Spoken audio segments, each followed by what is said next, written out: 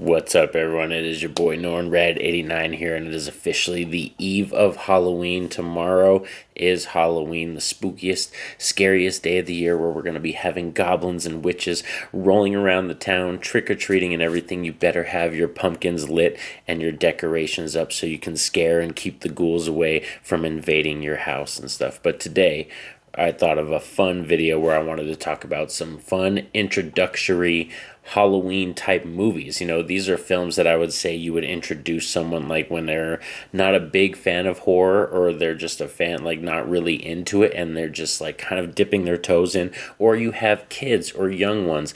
These are some kind of films that I would show them. So like I said, some introductory horror films to the genre. So let's discuss some recommendations from your boy Norn Red 89. Roll it.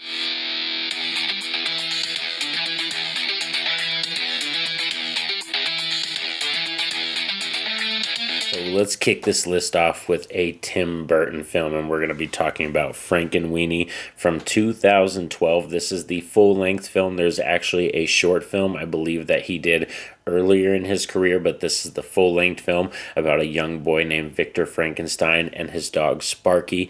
A fabulous relationship and bond between these two characters, and it is very sad and tragic what happens to Sparky, of course, and that kind of, after the accident that happens, that sparks Victor's intelligence and his idea into bringing Sparky back to life. And this is one of my favorite versions or tales of the Frankenstein story, and I think the stop motion animation just really does work, and especially the Tim Burton design of the characters when they're black and white, it makes it even creepier. So I love Frankenweenie. This is a heavy return for me every season. Another one from 2012, we're going to hit you with Paranorman.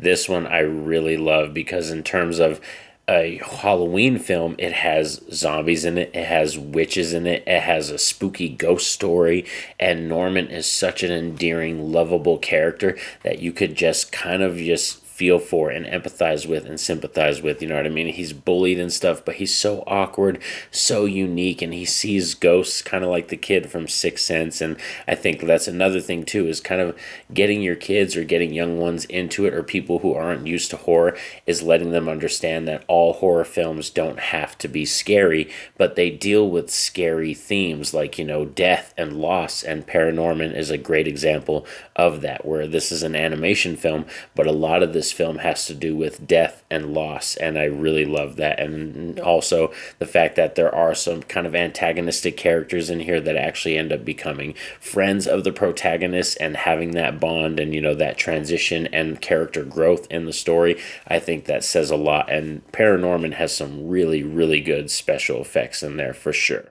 Next up, I wanted to hit you with a fun series, but there also is animated movies and live-action movies to this, and that's Scooby-Doo. And there is 55 years of Scooby-Doo content to dive into in terms of television shows that date all the way back to the 60s, that go into the 80s, and even to the modern era. And then we have, like I said, a bunch of animated films and also live-action films. So there's a ton of Scooby-Doo to dive into. And what Scooby-Doo is has that kind of old-school detective kind of comics nature to it with the 60s, but a lot of gothic atmosphere.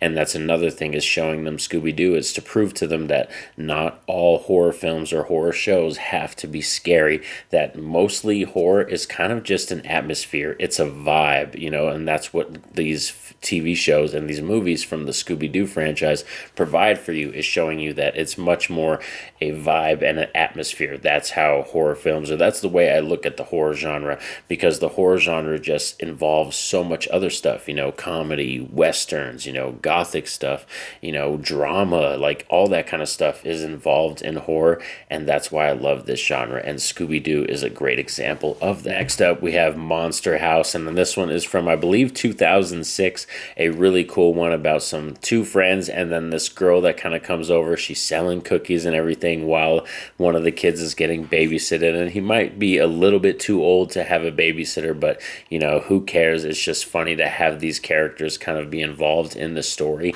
and they think there is something really wrong with the house across the street. There's some really good voices in here, like Steve Buscemi's in here. I believe Anna Kendrick is another voice in here as well. So it's a lot of fun, this movie, for sure, because this is another one that you could introduce kids to and young ones to, and it's another film kind of like Paranorman that deals with loss and death, because when you end up finding out the story of the monster house across the street and why it's so savage and so evil and everything, when you find out the backstory, it kind of flips it and subverts your expectations. So I really love Monster House, and this is one that has some really good animation, where I'm not big on computer animation and stuff like that. I'm really not. I came up and grew up in an era where I was loving Cowboy Bebop and Yu Yu Hakusho and Dragon Ball Z, and a lot of those shows were all hand-drawn. There was very little computer-generated graphics in those shows, and Monster House is one that is more modern, like I said, from 2006, that I really love the design and the look of the characters. Now for the next two, we're going to travel back to the 90s with some old school ones, so let's buckle up and go back to 1993 and talk about The Halloween Tree, which I think is one of the strongest films when it comes to Halloween atmosphere. This is one of those movies that I could remember being a child and watching it when it premiered on TV and just loving it and really getting immersed into the atmosphere. And Ray Bradbury did the book to this, I believe, and also narrates the movie. And there's also Leonard Nimoy is a voice in here, as well as Count Mount Shroud. And The Halloween Tree is, like I said, one of the key cut classics for me. Always return to in the October season, because like I said, it takes me back to the 90s. I remember when this premiered on television, and it has Halloween atmosphere just oozing out of the screen, and so many cool characters. And this is another film that deals with loss and pain, and I think that's really cool when you have that in your films and you're able to kind of teach young ones about that. Another thing about this film is it actually teaches you about the history of Sam Hain and the history of Halloween, and how trick-or-treating got involved, and how the different cultures across the world perceive this holiday. So that's another thing too, is this is like a history lesson, this movie. So I highly, highly recommend The Halloween Tree. This is one of my favorites to return to every October season. And now we're ending it with another 93 classic, and that's going to be Hocus Pocus. Of course, the Sanderson sisters. This is one of those ones that I remember just binging over and over and over every time being a young child when the Disney season hit. And there was a time when you're young in the 90s, like Disney and Nickelodeon and Cartoon Network, that was the jam. There were 3 different television shows or TV channels to go to as a child. And during that Halloween time, September going all the way to October 31st, they had so many cool commercials, so many cool movies that would premiere on the channels and everything like that. And I remember Hocus Pocus being one of those heavy returns for me. And like I said, there's so many reasons to love this film. It's oozing with Halloween atmosphere. I think the Sanderson sisters, the cast, the 3 of them, one of the greatest castings ever, just in any film ever.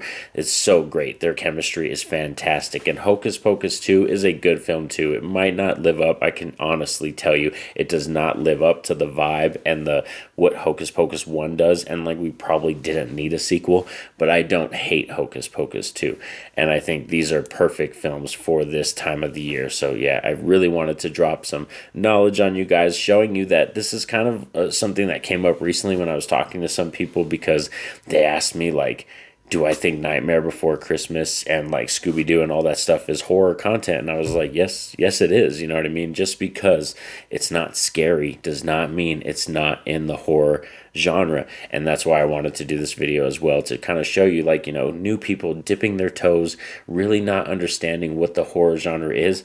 There's more out there than just the guts, the gore, and the torture porn, or the slasher films, or the exploitation films. There's much more than that.